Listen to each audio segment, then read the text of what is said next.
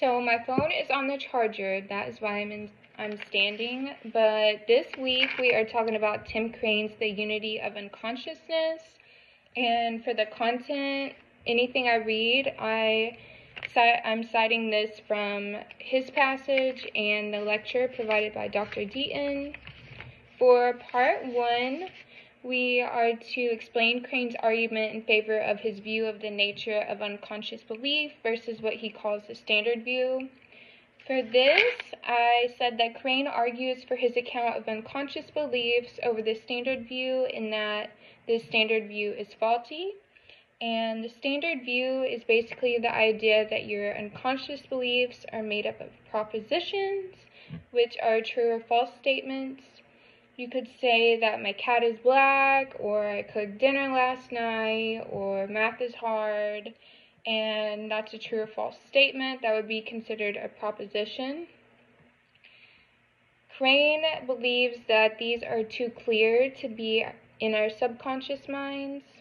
He says that the unconscious is more confused and conflicted and less precise.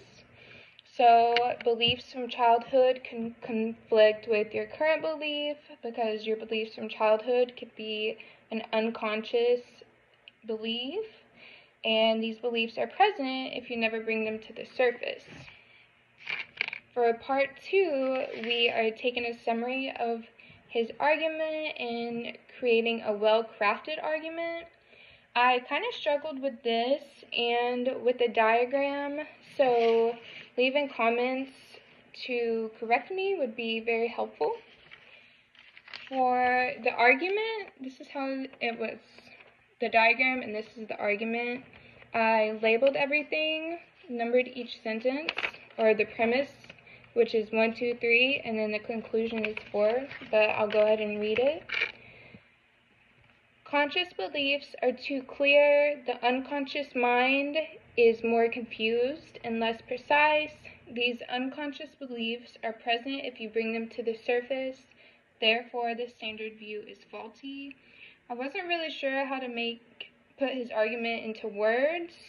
That's something I struggled with, but I basically put that these 3 premises support the main idea that the standard view is faulty, and I didn't put any plus signs or anything like that the book talked about because I didn't think they played off each other as much, except for these 2, maybe 2 and 3 I could have added a plus sign because 2 talks about how the unconscious mind is more confused and less precise.